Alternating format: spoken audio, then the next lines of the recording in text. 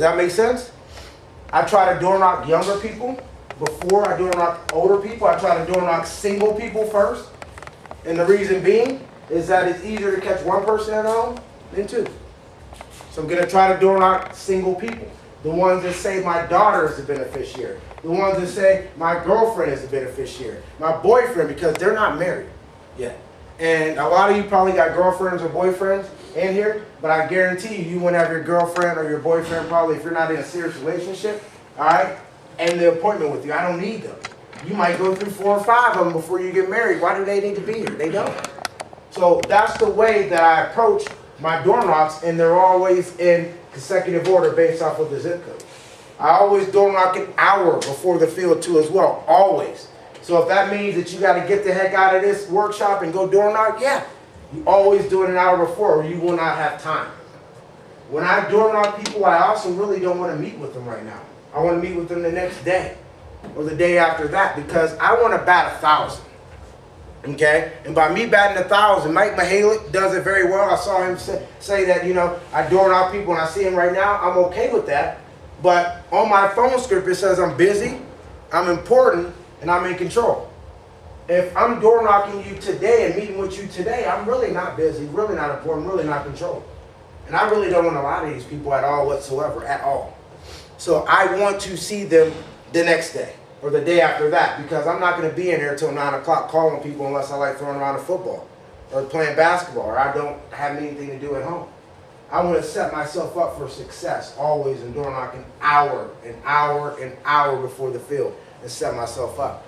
But it's always going to be where my first appointment is going to be at. I'm not going to door knock in Ambridge if my first appointment is in Washington. Okay? I'm not going to door knock in Washington if my first appointment is in North Hills. That's not going to happen. I'm going to try to find, unless I don't have any leads in that area. But you got to get it through your head that every lead is a door knock. So everybody got done with their phone night last night. Now today you should separate them into zip codes. Not just into who didn't answer the phone, who's got a wrong phone number, who is this, who is this. No, every single one is a door knock. Because in my mind, I think if you're in my lead pack, you can die. Like right now. And that can happen. Something can happen and that person can die. So I got to get in touch with them now. Now. Does that make sense with everybody? So if you keep that mindset that these people might pass away, you're going to try to get to them. If this was your mother still living? Yes. Okay, if this was your mother, wouldn't you want TJ to go see her if she returned the car? Because maybe she's underinsured.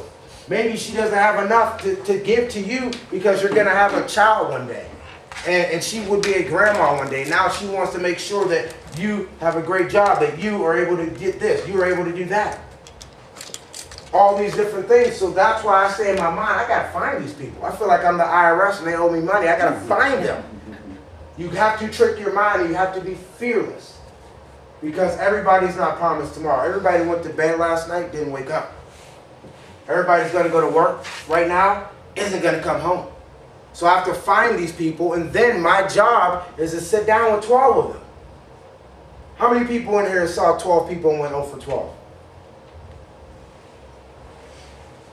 It's not going to happen.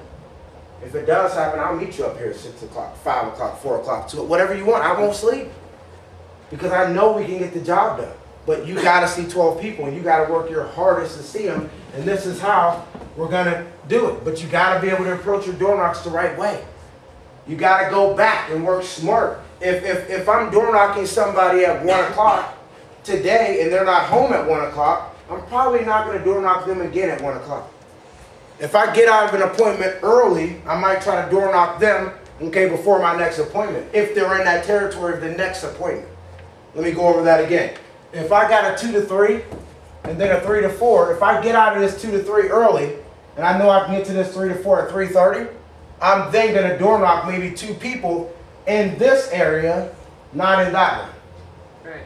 Does that make sense? So if that zip code is 15206, this one's 15219, I'm going to drive to 15219, try to get 2 in, get to there at 4 o'clock. You're always going to be running behind. Always. Get that in your mind.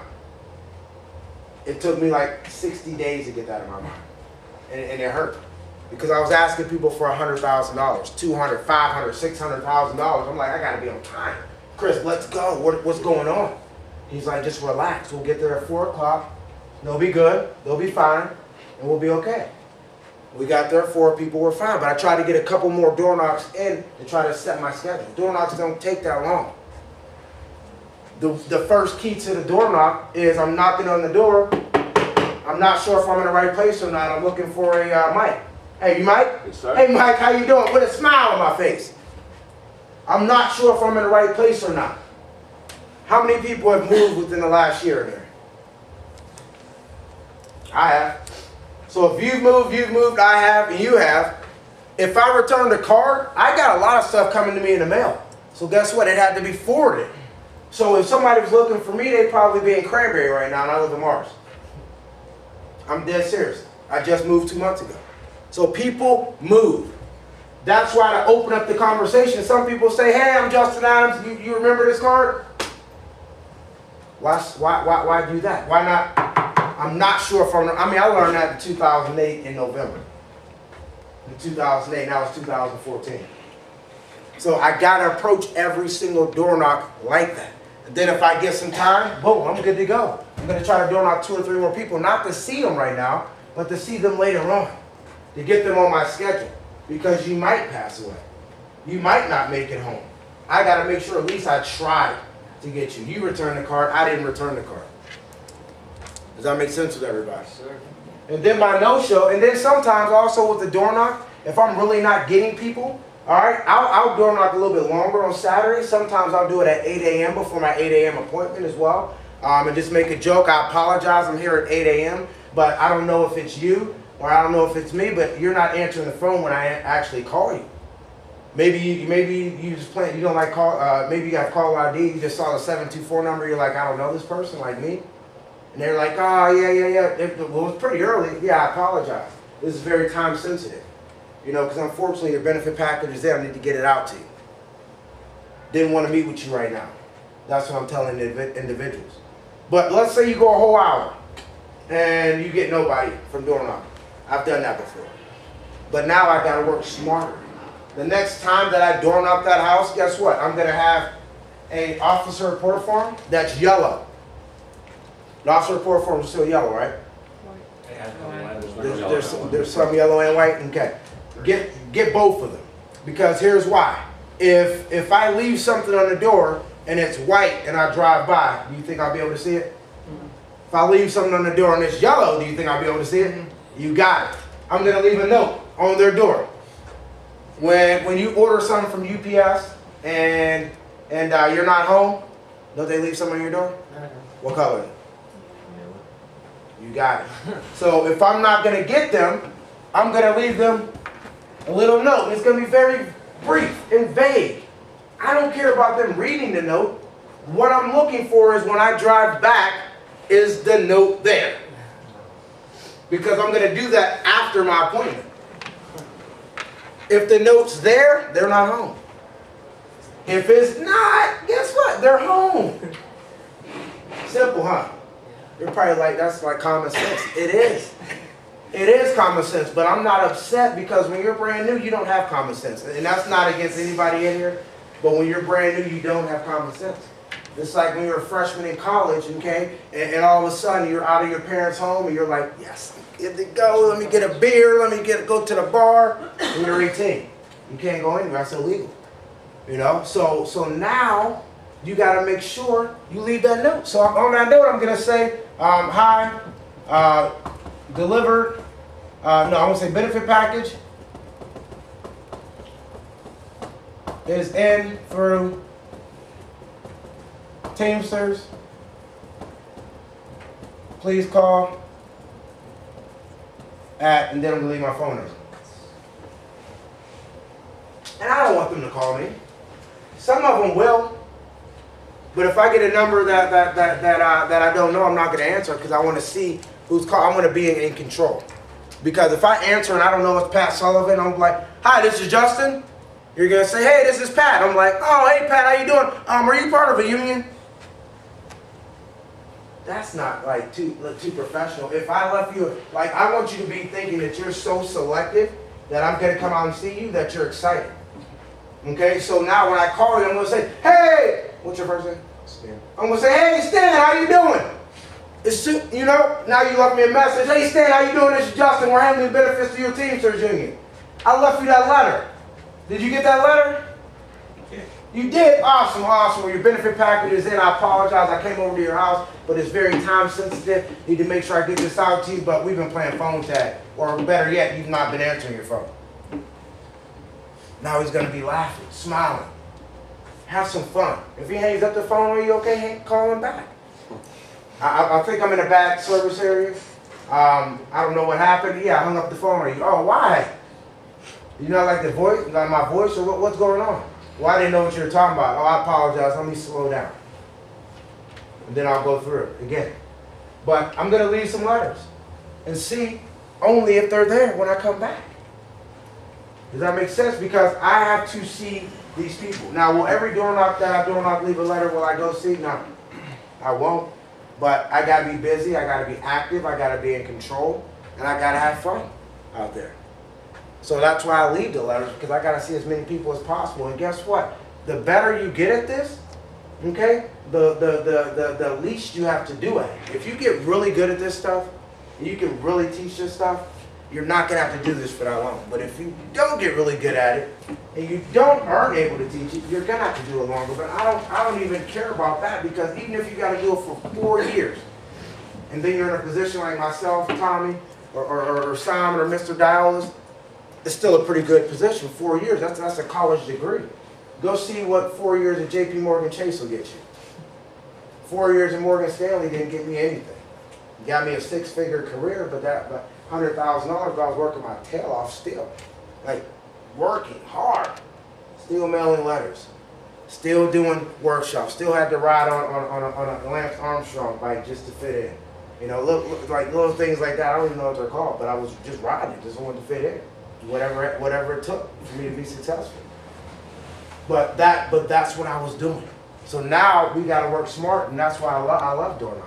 I love trying to see these people, but I'm going to try to do it in a smart way. And one of the biggest things that you got to realize that everybody is a door knocker. My no-shows, okay? If someone booked an appointment with you and then they do not show up, it gives you the right to go to their house whenever you want. I'm dead serious. Whenever you want. If they no-showed you. So every single time that you're in that area, you get a break, boom, go over their house. Try to then schedule with them. Try to go back every single time. If they no-show you in one day, you're still in that area, you should go back 5 or 6 times. Always try to go back at 9 o'clock at night, 9:30 at night. If the light is on, you can go up to the porch. You can ask people when I train them. I trick them the first day, because you almost have to trick your mind. Like with my daughter, to get her to eat food, sometimes you got to do this little thing and do this, and yum, it's good, and it's really not good, you know. But you got to be animated and stuff like that. So I have to trick their mind. When I train people, we get out of our, let's say, 8 to 9 o'clock appointment. Let's say we get out of it early. We get out like at 9 or 9:30. I'll say, okay, great, go ahead and plug in the next address to the 9 to 10 house. We plug it in. We get there like 10 o'clock. The light's on. I tell them, all right, go ahead and go out there and door knock. Because I just want to see if they're going to do it or not. Most people get up out of there, they go door knock, you know, and because the light's on, I tell them what to say. And now they got confidence. Now they got courage. And that person was there. They didn't want to meet with us at 10 o'clock at night. Some of them do, some of them don't. But at least now you know that you can do that. Okay? So if that person no-shows me for 1 to 2, I'm going to come back at 8:30 or 9, if I can. If I can't come back 8:30 or 9, I'm going to come back the next day. If I can't get them on the phone, that's even better. They're always going to be my door knocker. Always. Because now they feel bad. If you no-show me, I'm gonna go up to your house, and now you're here. I'm gonna say, hey John, how you doing? Justin Adams. We had an appointment on Tuesday between 3 and 4. I'm not sure what happened. Are you okay? I tried to call you. Is everything okay? Somebody pass away? No? Okay. You just didn't like me? I just wasn't around. Oh, you just wasn't around. Okay, great. Well, I'll be out in the area over the next couple of days, just delivering these benefit packages. Shouldn't take that much time as long as you have too many questions for me. Most of the time they no-show you because they feel like it's going to take too long. I'm going to be proactive and let you know it shouldn't take that much It shouldn't take that much time as long as you don't have too many questions for me. But what shift are you currently working again? First one. And then I'm going to go right into it. After I book the appointment, then I'm going to say you weren't around. Now, I hate to butt into your privacy. However, but what was going on? I want to know what was going on. What was more important than me coming over your house? I want to know. You know, I mean, you don't have to tell me right now, but I mean, because you might not have anything, but I want to know. But my no-shows, I love when they no-show because that means I can go to your house anytime. I like put an asterisk by that one. That's what I do. Because now they feel bad. Most of the time they forgot. Kids got soccer practice.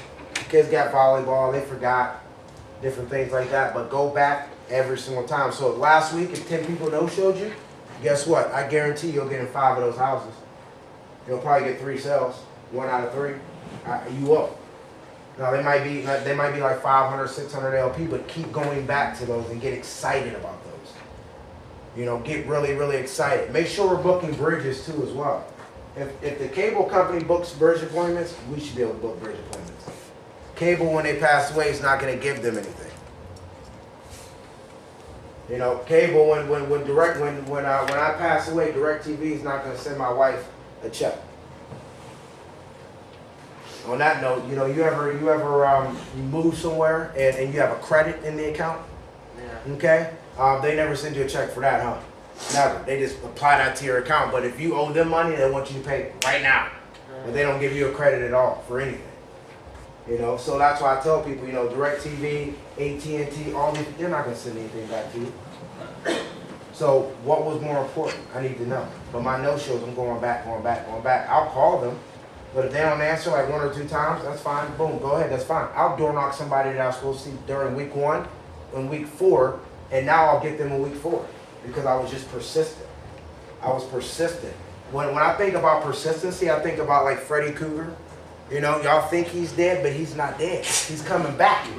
That's how persistent you gotta be. I mean, you gotta just be like, there's no way they're gonna deny me. There is no way. It cannot happen. So that's why I love when they no-show us. We've had no-shows before. People have things going on. People pass away. People have to get rushed to the emergency room. Things happen. I understand that. But I want to get you back on my schedule. Because everybody's not just gonna, I mean, it rains sometimes, people don't want to be out the house. Even though it's the weekend and it's nice out, some people aren't going anywhere. Because they just went somewhere the past 2-3 weeks. They want to rest. They want to relax. Well, how about when you relax, you watch these videos with me? How about when you relax, we make sure that if something happens to your family, you can still relax when you're not here. That's why no-shows, I'm going back, and I get excited, about the no-show. Very excited. So do not be upset if they no-show you. Take your time at that house. I would take maybe 10 to 15 minutes at that house once they no-show me. So if I get to the house, first thing you do is when you get there, you get out and you go. Do not waste your time. Don't wait. You get up to the door, okay? You ring the door. You knock on it, ring it, whatever you want to do. I knock. Look around. Okay, talk to my trainee if I'm training somebody. You think they're home? I don't know if they're home. They got a back door? No, no back door. Looks like nobody's home. Knock on it again. It's not cold outside, guys. I'm door knocked in the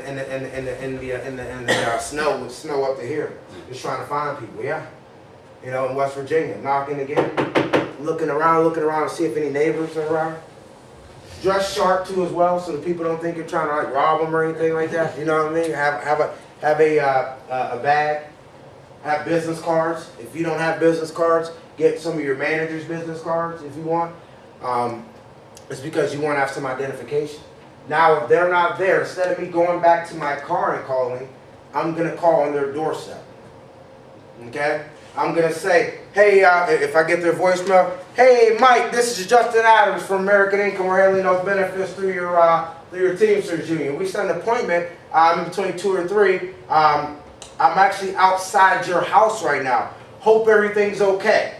If you get this message within the next hour, give me a call back at blah, blah, blah, blah, blah, blah, blah, blah. And I'll leave my phone number. That's one of the only times. That time, and this time that I will leave my phone number. Never leave my phone number any other time. Only 2 times. Most of the time, don't call me back. I'm okay with that. I'll just go back to your house after my appointment. I don't want to meet with you now because you missed your time. If you missed your time at the doctor's office, can you just call them and say, hey, I'll be there in an hour? No. You missed your time at the dentist. Can you call them and say, hey, I'll be there in an hour? No. So why should they be able to do that to me? And they bill you. You know, and they bill you. Why should they be able to do that to me? You will end up making more money than doctors, lawyers, and everybody in here if you do this deal the right way.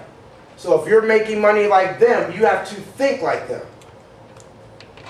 When I ran a workshop in South Hills, I said the person that you are right now is not going to get you to this level. The person you are here is not going to get you to this level. I'm a different person than I was when I first started, or I would not be here. So you're going to be a different person, so you can't act like you're brand new. You can't act like an agent if you want to get to the SA level. You can't act like an SA if you want to get to the GA level. You're going to be a different person. So I'm not acting like, yeah, because you missed the appointment, I'm just going to come back. No, I'm busy. I'm important. Because, Dion, if you do this, guess what? When they say I want to think about it, they're not, because they know you're busy. They know you're important. But if you're on their level and not on your own, then, yeah, they're going to say that because they think you can come back. But I'm going to help you on that, too, as well. But that's what you want to do with some of the no-shows. How you want to approach 1 week? You want to approach 1 week first with you want to relax. You know, you want to know what you want to happen. You know, you want to make a goal for yourself. Based off of, you know, the first thing I did was we set a goal for ALP. Usually I don't do that, but I did it because I knew we were going out and I knew what we could do. So we set a goal. At that time, the MJs, we needed to write really like $20,000 in production. So in order to write $20,000 in production, the first thing we needed to do was be at $10,000 at halftime. We had to be at $10,000 at halftime. I knew the people that we needed to see because we probably averaged like $100, $150 a check. So I knew the houses that we had to see, but once I made that goal, now my goal was now just to serve the people. I know the benefits are going to sell themselves. And I know if I'm relaxed, calm, cool, collective, and know that everybody needs this more than I need to sell it to them, I'm going to get enrollments. How I trick my mind is that I know every single person needs these things covered.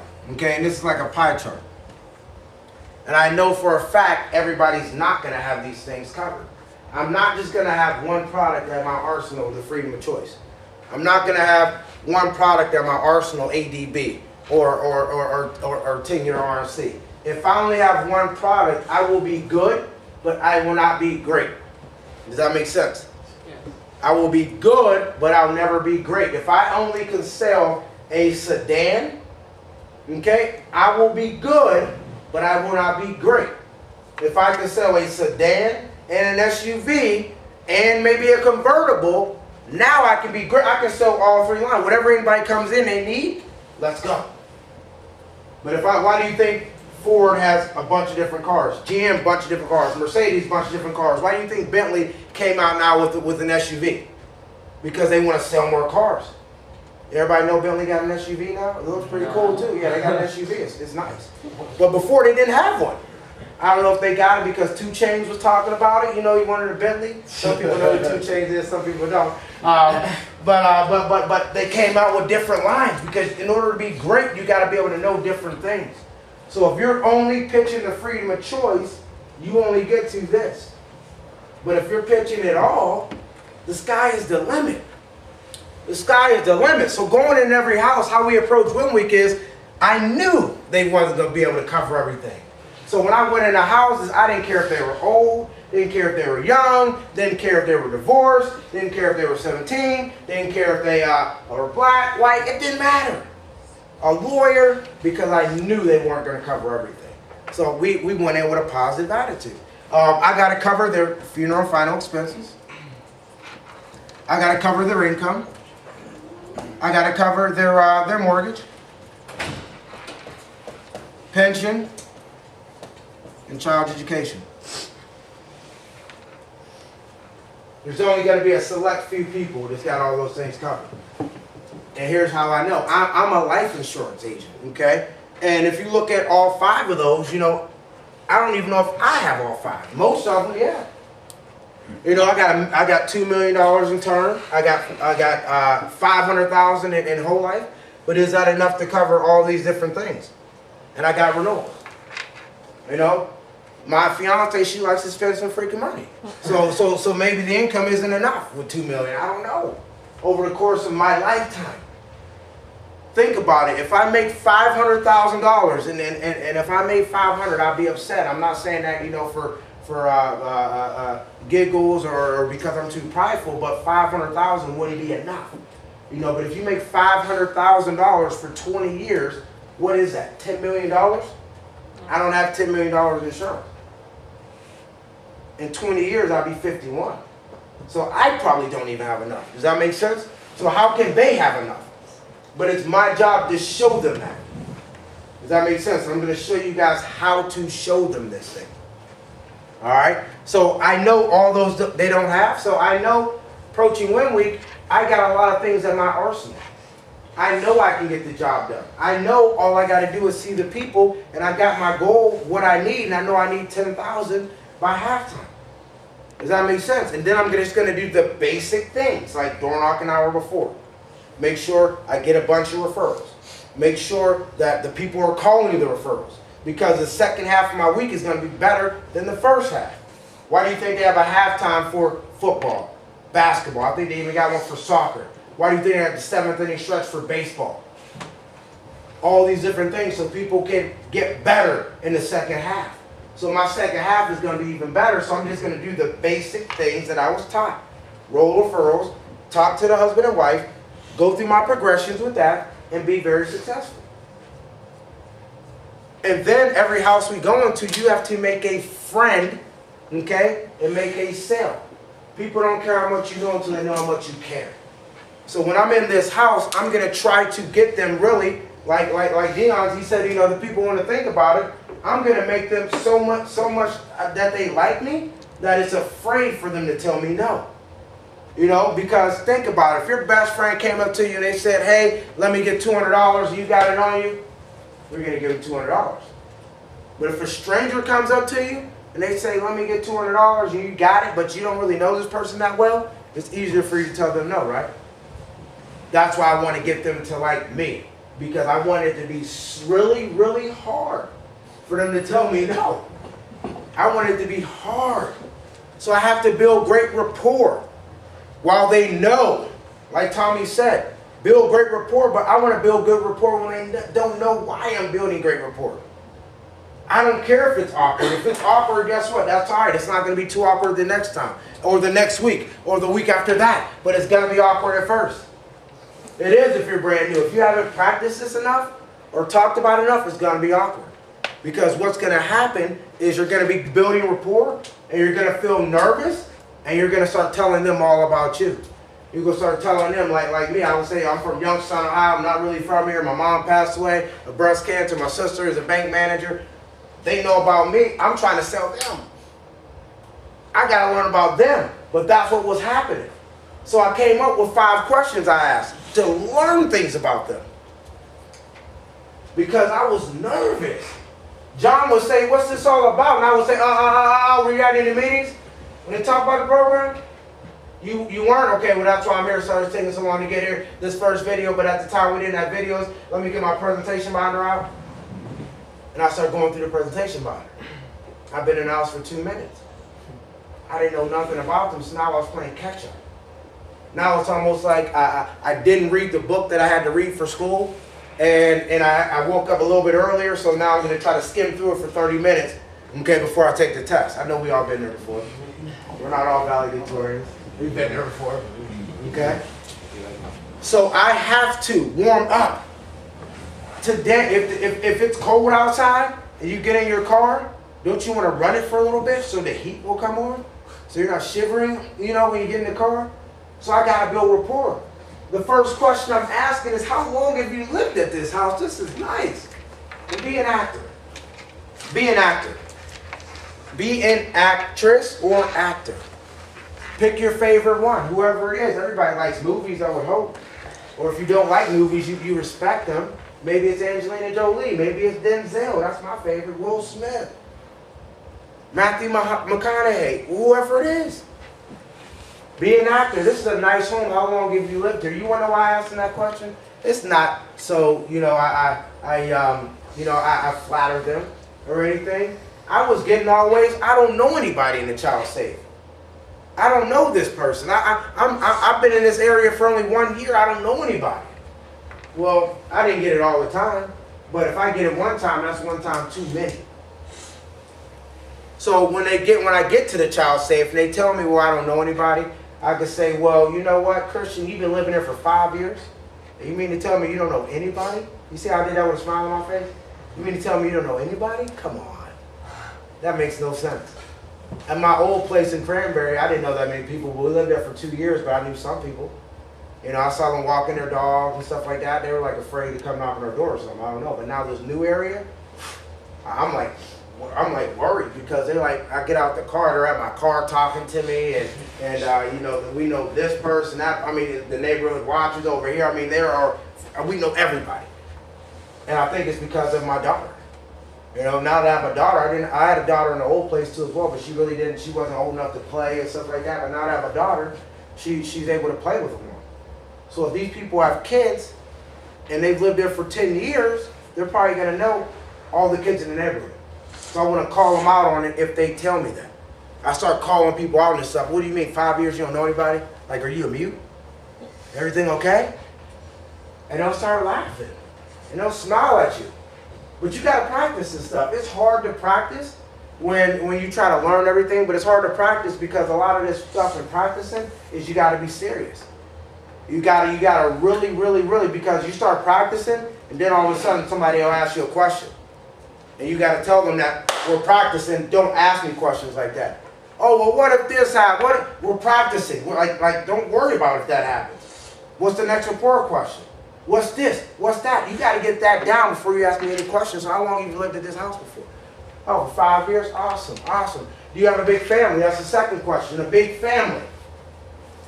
Find out these things before you have to get the referrals. Brothers, sisters, aunts, uncles, nieces, nephews, whatever it is. If they have children, ask them, so how often do you get to see these people? But I want to know, do you have a big family? So the first 5, 6, 7 referrals, I can take them. I can assume them and not have to worry about it because that's going to set you up for success. If you buy a new car and you like the salesman, aren't you going to tell somebody about it? Yeah. The guy that sold me my Range Rover is one that sold Simon his too as well. If you have a good experience, I get massages now usually on Friday. If I have a good experience, I tell Tommy, you gotta get a massage from this person. He got a great one at Massage Envy. He's like, this phenomenal. You got to go over there and get a massage. If you go to a nice restaurant, off the hook restaurant over here, great experience I had. I told 5, 6, 7 people about it. Told them it was great. So that's what I say. You got to have a good experience with them. So do you have a big family? The third one, are your parents still living? Don't be afraid to use this one. Some people are afraid to say this. You have to. You cannot have fear. I want to know because life insurance is a timed event. If their parents are like 80 or 90 years old, then they're probably going to be here when they're 80 or 90. Usually the same family of history. So when I find out in the needs analysis that they have a term product, okay, which is only going to last them to 70 years old, I can let them know they're wasting their money. Does that make sense? Yeah. But if I never find out that their parents are still living, I can't tell them that. If I find out their parents have passed away, okay, like my mother at 42, and they are, let's say, 35, and they have nobody talk to them about this life insurance, guess what? I'm going to say your mother passed away when she was 42. Why don't you have this? Doesn't make any sense. Do you just think that you're not going to get it? Like, what's going to happen? Why not? People don't plan to fail. They fail to plan. So they wait until they go to that checkup when they're 40 years old. My cousin just had one. She's 32, and she called me up and she said, Justin, I'm worried. She was crying. You know, she's I had to go get the test. You know, our family has breast cancer and stuff like that. It's like my sister too, my cousin. I'm the godbaby of her daughter. I said everything's gonna be all right. She said, but it might happen. She's got life insurance. She's got everything. But people get worried about that stuff. So it's on me to tell them why. But if I don't know, I can't talk about it. That's why I asked, are your parents still living? So that's two things. The third thing why I asked that is that the grandparents love their grandbabies. I don't know not one grandparent that don't just melt. Grandbaby comes, they just look like this. We went to go see my dad on Sunday with the baby. And I said, Dad, you know, don't you want to get her a gift before we leave? It's not her birthday, it's not anything. He said, yeah, let's go. I'm like, really? I was just like joking to see if he wanted to go. He said, yeah, let's go. I said, are you serious? Yeah, let's go. We got in there, I just wanted to get like a cheap one. My dad's retired, because I know if it was going to be an expensive one, then he's going to ask me for some more money. But I just wanted to get a cheap one. We're looking. I'm like, she got all these toys. She already got all these things. And then I saw this big wheel. Perm got to see it yesterday, you know. And the thing was like $60. I'm like, man, I felt bad. I'm like, Dad, maybe we'll just get the slide. You know, the slide was like only like 35. And he said, you didn't see her going down those big slides? He said, she don't need no little slides. What are you talking about? I'm like, Dad, are you sure? He said, yeah, just get the thing. I said, are you sure? Just get the dang old thing, he said. I'm like, all right, we got to get a helmet too, you know? So we got that and a helmet because they'll do anything for their grandbabies. So now I know the parents are living. They probably babysit the grandbabies. I'm going to probably go see them as a referral. Because wait till you see what I use in the child safe to make sure I see them too as well. I don't even care if I don't sell them. I just want to see them. Because one house can unlock 1,000 for you. But you got to be able to exhaust all opportunities. If Karen here was Charisma's mom, all right, and Charisma had a baby, which you got kids? Okay. And Charisma had a baby, and that's her mom, she's going to try to do anything and everything for her. But if I go over to Karen's house, she probably knows other people that Charisma doesn't know. And Karen might have the cash cow that I need to go see. But if I never try to get a referral from Karen, I lost the cash cow. Lost it. That person in Washington that I got referred to was from a nurse that we had door knocked 5 or 6 times. Wasn't home. Finally, bam, we door knocked her again. She was home. I did it on a Saturday after my last appointment, like 5 or 6 o'clock. Door knocked her, got in her house, gave me 10 referrals. I did the gift card thing for referrals, and she was like, yeah, this person needs it, this person needs it, this person needs it, that person needs it. I'm like, okay, great. And then she said, okay, here's my gift cards that I want. I'm like, all right, let's go see it. And then that person unlocked more people. And that person unlocked more people. It's almost like playing Tetris or something like that. It keeps unlocking it. But if you never open your mouth for it, you're never going to get it. So that's why you got to make sure, okay, that you love the person that you're with, but you got to learn about their family. Is the parent still living? The fourth question. And the reason why it's 5 is that if I get to question 3, and let's say Josh says, what's this all about? Or how long is it going to take? Josh, it really just depends on how many questions you have for me. Never give a time frame. The more questions you have, the more time I'll be here. I always say that one first, because that'll get them to be quiet. With the less questions, the less time I'll be here, all right? But then I go to question 4. So how long have you worked at the XYZ company? 10 years? And guys and gals, this is a great time to ask this question. Here's why. Fantasy football is coming up. I love fantasy football. Love it. Love it. And I'm not a big proponent of doing things outside of work because it like clouds your focus, but I love fantasy football because you can do it Sunday morning. That's when I do it. Sunday morning, get up at 7 o'clock in the morning, do my lineup, do all my research, and bam, I'm good. I'm good till like Thursday. But now with the Thursday night games, you got to do it even earlier, which stinks. But fantasy football, you can say, do they have any fantasy football leagues over at work? With the guys, how many guys are over there? Oh, 10 of them. Okay, great.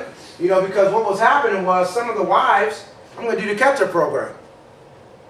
He already told me he had 10 people. You see how a lot of times I proactively ask them questions before I know what I need. Questions sell. If I'm a salesperson and I'm selling shoes, I'm going to ask a person, what type of shoes do you usually wear? Do you like leather? Do you like suede? What occasions are they for? Before I even go back and start recommending anything, I'm asking questions. If you got that, I'm asking questions. So I'm not doing anything so far, and I'm asking them questions. How long have you been there? 10 years. You plan on retiring anytime soon? No. When do you plan on retiring? You see how you can build off the questions, but you're talking less about yourself, but more to them? But you got to practice it because you might get like nervous. You might now all of a sudden pause and not know what the next question is, and now you start sweating, and then you start the first video. Or you start the AD&D certificate. So just relax. They're just people. Treat them as if you're young, treat them as if they're your parents. Treat them as if you're your aunt, your uncle. You wouldn't be nervous in front of them. If I met your mom, you wouldn't be nervous in front of your mom. Your mom still living? Okay, gotta make sure everybody's parents live. You wouldn't be nervous in front of your aunt, your uncle. If you're a little bit older, treat them like you're your kids. Treat them like maybe they're your parents if they're a little bit older too as well. But treat them like that. Now, if you see them as that, now you'll serve their needs 100%. 100%. Because if I look at them as they're my dad, I know I'm not going to put my dad in nothing stupid. And I know I'm not really going to try to sell my dad. I'm going to serve his needs, but I got to find the gap first. I got to find the gap. And then the fifth question is, I'm new to the area. How many people work in the area that they're from? Nobody. Okay. I'm new to the area. What do you guys like doing for fun? Going to the movies? Going to, God bless you, going to bowling? Newsflash, as soon as you leave out of your house, you are spending money. It's crazy. I was just thinking about that. I'm like, man, every time I leave this house, I spend some money on something. I'm like, it's crazy. I'm like, I might be spending more money on these things, but other people are spending it too as well. Like, every time you leave your house, think about it, I bet you spend some money somewhere. You buy some gum, you buy some gas, you go to Walmart and you buy maybe some soap, you buy some laundry cleaning detergent, you go to Giant Eagle, you get some hoagie, you get some lottery tickets, you get something, but every single time you leave your house, you spend some money. So what do you like doing for fun? Is there anywhere you go on a monthly basis? Any restaurant you take your wife to? You have date night. You go do something for your kids. But I want to see where they're spending their money at, because guarantee you, whatever they're spending their money on is not more important than what I got offered. It's not, because whatever they're spending their money on is not going to give them back any money if they pass away. So why waste your money on Coke and Diet Coke when you could be wasting it on this? You know, even if they love Coke, even if they love coffee, they can get knockoff coffee, knockoff brands. It tastes the same. You just got to trick your mind. Me and Tommy in the one house, you know, because we asked that question, we got to the end. You know, they were thinking about price. We said, you got all this coffee over here. Where do you get that coffee from? They said, we get it from here. How much is that? Wow, okay, you need that much? You need that creamer? He said, no, we don't need that much. I said, well, cut back on one of those, and that's the cost of this program. He said, you're right, we don't need that much. I said, or you can go here where it's cheaper, because I knew where it was cheaper at. Go there, you can get the same amount, whichever one you want. I'm not you, you decide that, but we got to get this program, because guess what will happen, okay? Guess what will happen, Perm? If you pass away, all right, this Keurig machine is not going to pay your life. And obviously you understand you need this, right? You see how I asked him questions? I just didn't talk to him. I didn't just say, Perm, I know you need this, right? I know you need this. I didn't say right. If I say right, he says right. That's it? Yeah. So I'm not just talking to him, I'm asking him questions. Because I want to get some yeses. Try to get 50 yeses in every house. 50 of them. If you're in training, count how many your trainer gets. They get 50, guarantee you'll get the check. You'll get the check, for sure. but I want to know where are they spending their money? Where? That's how you make a friend, make a sale. That's how you learn things about them before you even get out of there. Make sense? Okay. Which one was I on? Where's number 4? Rolling referrals.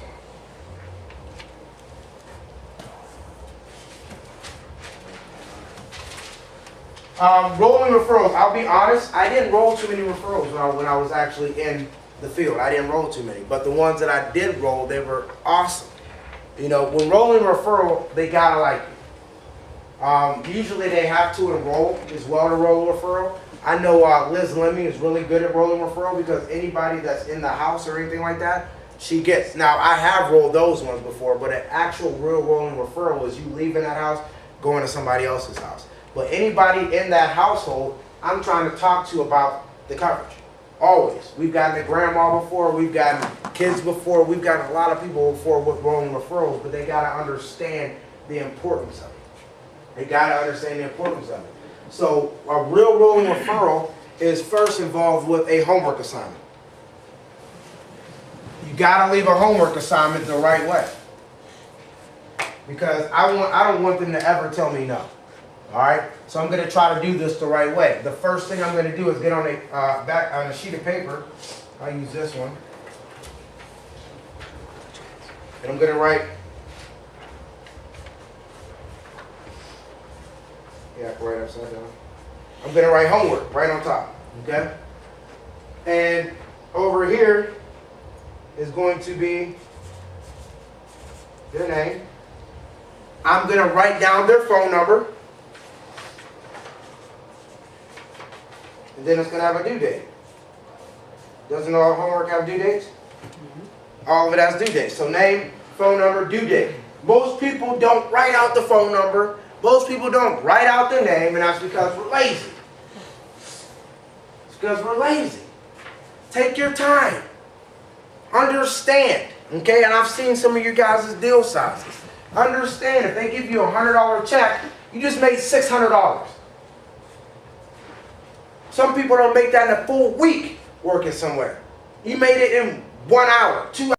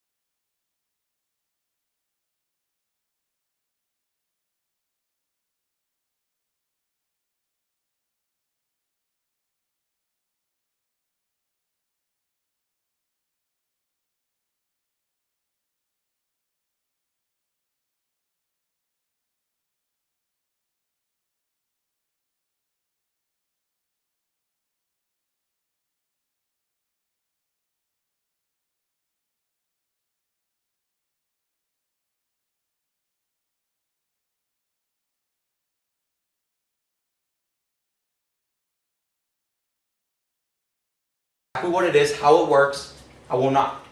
So if somebody can't afford it, I'm selling them, I mean, if they're literally, I'm in their house, they have no cable, no cell phone, no nothing, I will sell them term life to protect, because some insurance is better than no insurance. However, we sell it as what? Paycheck protection, mortgage protection. So after I'm done explaining it or selling it to them, you only need a paycheck for a term. So I'm going to explain it to them, that's why you got it. Some people just say, here, this is paycheck protection. When you die, your wife gets your paycheck. They think it's life insurance, it's good forever.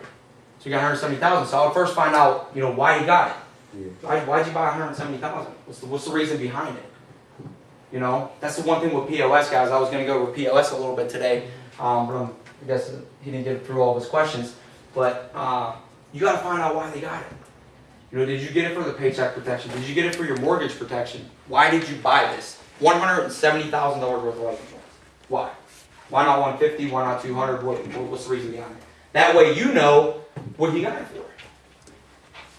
All right? And then you can kind of finagle in what you want to do as far as showing them whatever options you want to show them. Now, if he's not looking to pay more, I'll first ask health questions. Everyone's not trying to pay more. I was sitting down with a guy the other night who was with me in the field the other night. Where's he at? No, he wasn't out with me. He was out in the field with me. Not in here. Okay. Yeah. Oh, you were. Hey, how you doing? Hey, there you are. I missed you. There he is. I'm like, he's new. He's not in here right now. No, we were sitting down with a guy, and he didn't really want to pay any more for first term policy until I asked him, "How's your health?" "Oh, I'm insulin dependent diabetic." Now you're guaranteed insurable. I'm gonna max him out up to the dollar amount. Max him out to the $26,000 that he had. So ask them that question. How's your health? Has your health changed since you took out this policy? Are you on any medications on a daily basis? Have you had any major surgeries? Anything serious going on right now? Find out what they got. If they got any, and then you can max them out on that. If somebody just had a heart attack, they're 50 years old, they have $170,000 in term, they will buy as much permanent insurance as they possibly can if they know that what they have isn't permanent. Because now, it's scary, right? It's a lifetime experience. Now I got it. I ain't going to qualify for any more insurance. I either do it all now, or I lose it. Questions? Yeah, as far as what the computer program is going to suggest when you put in that they have a mortgage and it's going to suggest term, is it going to suggest 4-year term, 10-year term with renewable convertible? Yeah, 4-year. 4 years typically like, it's a 30-year decreasing term for mortgage, yeah.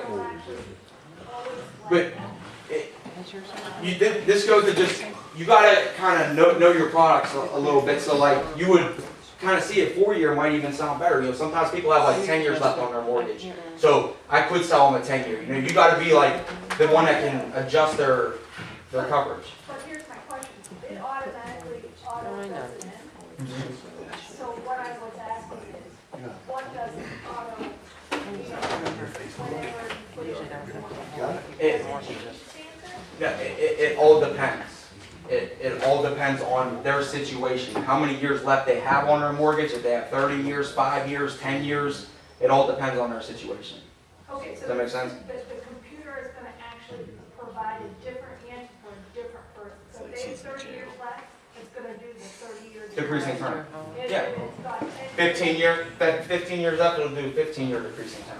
Okay, so then if I want to change it, I'll have to go in and change it again. Yeah, that you gotta, guys, the laptop's great, and the laptop's gonna be there to help you, and it's wonderful, but you gotta be the professional. You gotta know your stuff, because I've seen people sell $30,000 in whole life, or $30,100 now preferred life, and they get $10 cheaper. So the computer recommends 30 grand, but I know I can get them more coverage for a lesser price through preferred life. So I gotta know my products. If I didn't know that, this guy would be buying a whole life policy for 30 grand. Paying more money than if I sold him a preferred life policy. So you gotta know your stuff, where if they got 5 years left on their mortgage and they have nothing to cover it, I'll sell them a 4-year, or a 10-year, but I'm gonna explain to them exactly what that coverage is for, how it exactly works. Because I don't know about you guys, but I'm here for the long term. I want, I'm here for the, the residual income, but also giving these people permanent protection. Now, if they only want it for 4 years and it's gone, so I'm a 4 year. If they want it for 10 years and it's gone, so I'm a 10 year. But make sure you explain to them what it is. Exactly what you're trying to do. Don't just sell them paycheck protection and not tell them, this is how it works. Yes. You guys have done a great job, like teaching us, presentations and everything. But I still haven't seen like a good overview of all our products. You said a new agent. I'm brand new. Yeah, that's a good Need workshop. to learn. Yep. Yeah. Yeah, your rate book has all the products in it. Okay, Yeah, and right. you as a brand new agent, whoever your field trainer is, whoever your SA, GA, product knowledge is everything. It's everything in this business. It's everything when you pull a policy in a house. It's everything when they ask you a question. Product knowledge, knowing what you're talking about. Right? Right. Run one resource that we could go to, Yeah, we run workshops every week, all the time. There's times. Who's your MGA? Hey, Tommy. Tommy. Okay. Yeah. I mean Brian Gilmore. He's a genius when it comes I'm to with Cindy and Chuck. Cindy and Chuck. Yeah. Chuck's a genius. So is Cindy. Been in insurance a long time. If you want to get a one-on-one on insurance knowledge and our products, have them sit down with you. Or if you guys, that could be the next workshop. What you guys did today, I could run a 3-hour workshop on our products. We could do it. I mean, there's no place I can go online and just You're right. read about it. Yeah, your rate book. It has in the beginning of your rate book, it tells you whatever product we have and what it is and how it works. Everything. Right? You guys all have rate books, right? I've read it. Open up your rate book to the first page. Anyone got one? I've read it. How many said? Alright. Yeah, he's not gonna wait. I've read that, Yeah. It's all right there. Every single thing you want to know about our products is right here. Now, over time, you will gain better experience on when to use certain different products. It doesn't happen overnight. I wasn't amazing at what I do overnight. It takes, I've probably given 10,000 presentations. Literally, I'm not kidding. So that's why you get to where, it's over and over, repetition. Get to 100 presentations. You can learn this every day though. You can get better every day. It's do you want to study on your downtime? When you get home at night, do you want to watch TV or do you want to read this? Because I used to read this. And I used to gain, better myself. I'd go online and find out different products and learn because I was young. It's hard to sell life insurance when you're 20 years old. It is. I could barely grow a beard. It's hard. Right, Mike? No, I'm just kidding. It's tough. You got to know your stuff, man. You walking into my home, I'll probably listen to you. Regardless of what I knew you knew. You got experience. You got lifetime experience. If I'm younger than you, I'm going to listen to you. So you got a leg up. Practice, though.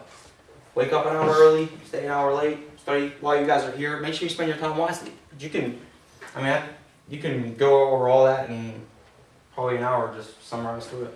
Just keep doing it over and over and over again. Make sense? All right, thanks. Yep. Any other questions on that? Yes. Somewhat advanced, but to convert it, say it's 100,000, they only want to convert 50. Mm-hmm. What happens to the other 50 that's on that? Stays on the policy unless you drop balance. Okay? So if they have 100, they want 50, I'm gonna say, listen, there's two different options you could do. You can leave this 50,000 on here, 3 years from now it's gonna go up, that 50 grand, or you can convert it, or I can drop it. And you just drop balance. You write term conversion on the top of the application. God bless you. Term conversion on the top of the application, right next to that, drop balance. And it'll fall off. Same with if you say your laptop broke, okay, and you can't calculate $322, throughout your rate book. I would ask them, look, I can't calculate the extra $322. I could drop it off for you, or I can get my laptop and come out here and we can do it all over again. So that's pretty much. And if you guys don't have to answer medical questions, put a line through it. So if they're under the amount of term, you put a line through the back of the medical questions and doctor info. You don't need any of that stuff. On the back of the app, you need a signature. That's it. Still fill the front out as normal. Any other? You would just put on that paper app the 50,000, or that they're converting. Yep. Nothing with the Full term. life. Okay. Yep. No, the term just stays. You don't have to do anything unless if they're keeping it. You know what I mean? Yes, ma'am. The term, the first basic medical question from the front, we don't even have to ask them. Nope. Nothing. Guaranteed insurable for it. I don't care if they're dying on their deathbed. I'll convert it. Don't matter. And that's awesome, man. I mean, it's awesome. You know, because a lot of term life, guys, it's renewable. There's no convertible. You know, the other companies have convertible term, but the majority of them are just renewable. Can't convert it. You know, those guys you see, you know, they're into it 20 years, and hey, pal, you're either going to renew this sucker or it's gone. I mean, you might as well, you know, it's going to go away on you. But you can't make it permanent. Make sense? All right. Any other questions on term? No? Good? All right. You can cross out number 7, I asked that. Number what? Number 7. So, He did this to number 7.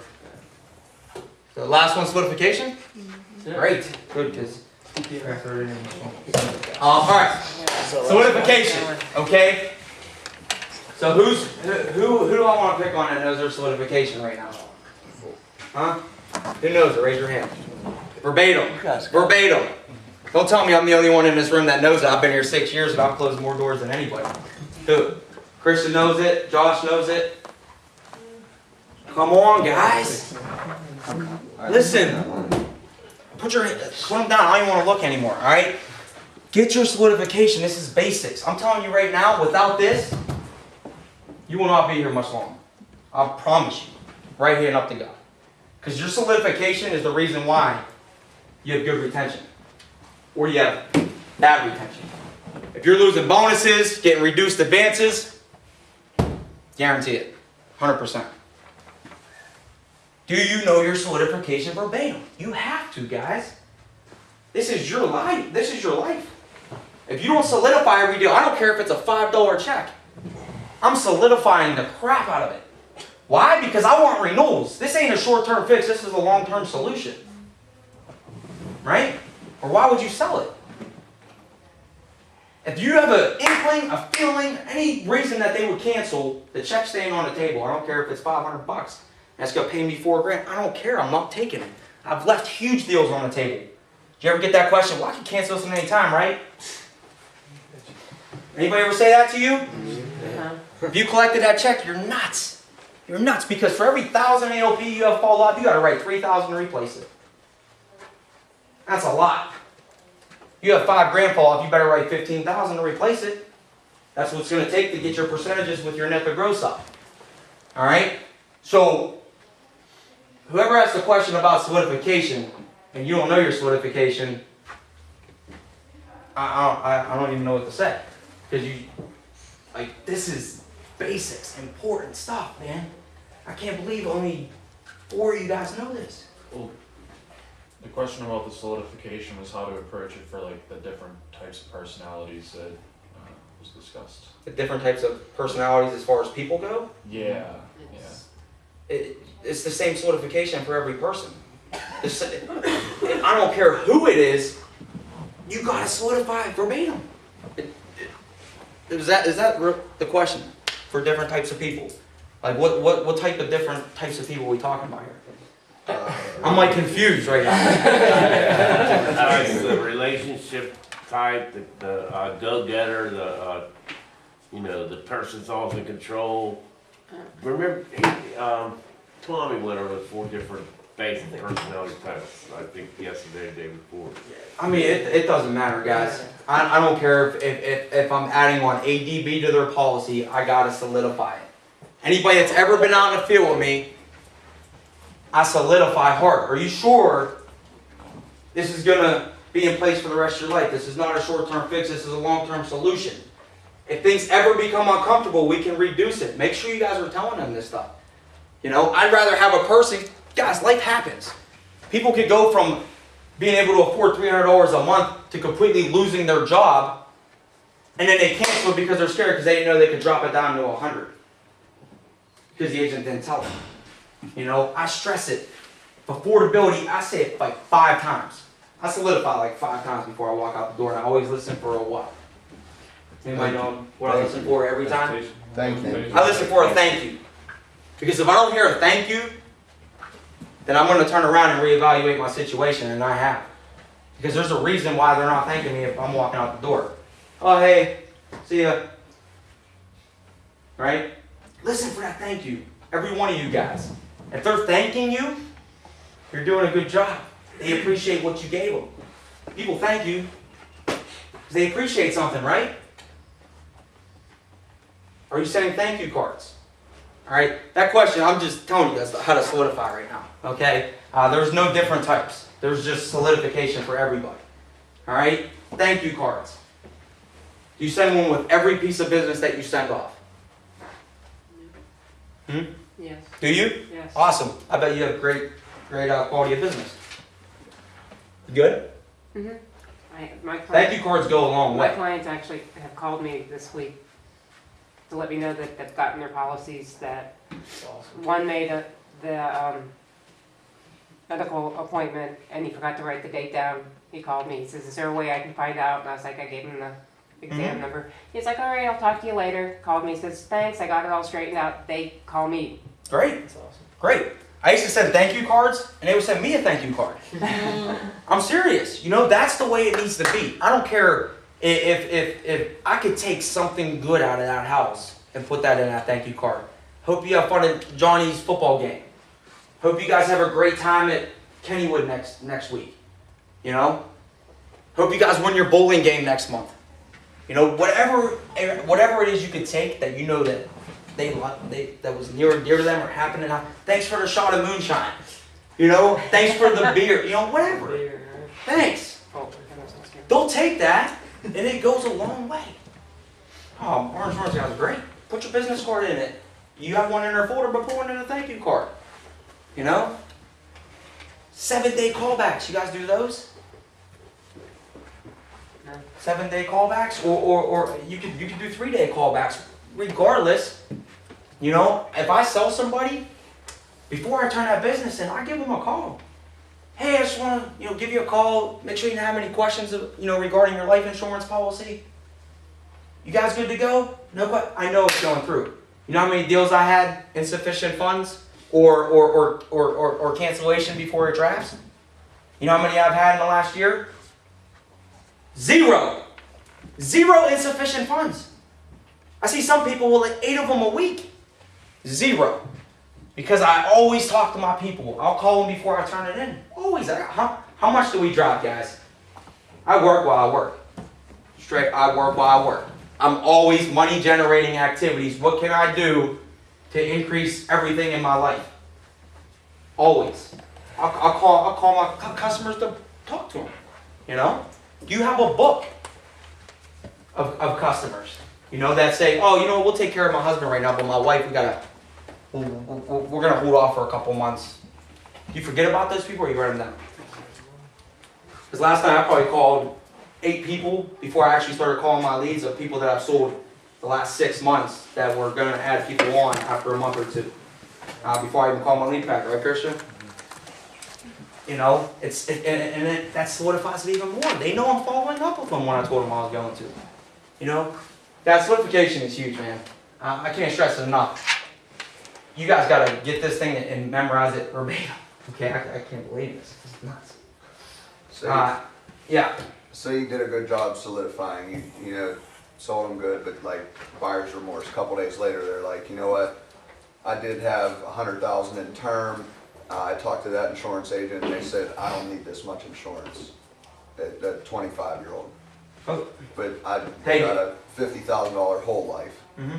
Now they're looking at $150,000 and paying $13,000 and $35,000. Sure. Hey, sir, you know what? You got that conditional receipt that actually states you're covered right now. I need to stop back out and grab that from you and just go over a couple things with you, okay? All I want to do is get back in the door. I ain't talking over the phone. If you're trying to save deals over the phone, forget about it. It never works out in your favor, I promise. Get your butt back in the house. Because people, it's an emotional sale, guys. Things go through one ear out the other sometimes, too. You know what I mean? It happens. But then when you re-explain it, look, okay, so you were doing 100,000 a term, this goes this does that, and they're like, I don't want that. You resold them again. You know, you said, that's what you gotta do, you gotta get back in the door. Okay, even if they don't go for keeping the 50, how do you reduce down? How do you reduce them down as far as coverage goes? You get a PSR form, policy service request form. At the bottom where it says miscellaneous, please reduce client's coverage to $15 a month, $20 a month, or calculate the coverage and get them to sign it. That's how you reduce the policy. It's very simple. But doing those few day callbacks, like I was just telling you, will prevent that from happening. You know, unless it's a Wednesday night close, you turn it in Thursday morning, you know, it's sent off. Right. You know, then get back in the house and reduce it down. Because once it approves telecheck, Is it- you're so getting if it's paid already- on it. If it's already sent off, straight to the PSR form. Alright. Yep.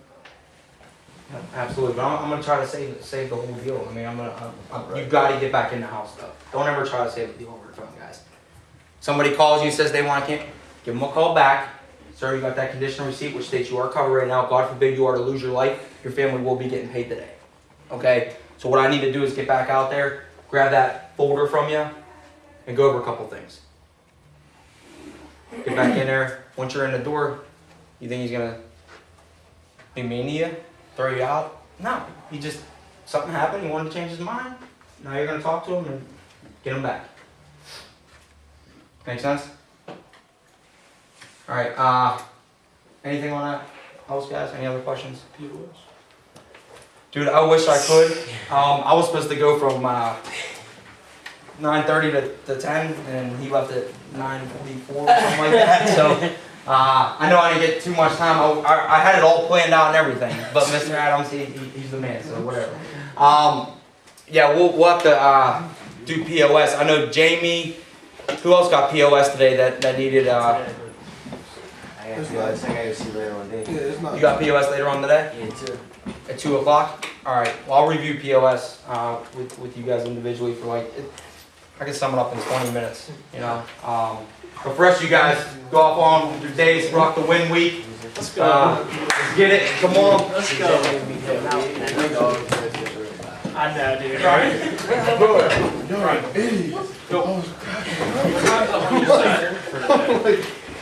Six. I think I got a 2 to 3 or a 3 to 4. Yeah? Yeah, he called me back at 4. I was like, someone took my glasses again. Beautiful, bro. 4:45 in the morning? And you called it, you answered? No, yeah, he left me a message and basically, yeah. What did he say? He's like, yeah, you know, I'll be home, you know, I'll try to get back on the phone with you when I get home from work.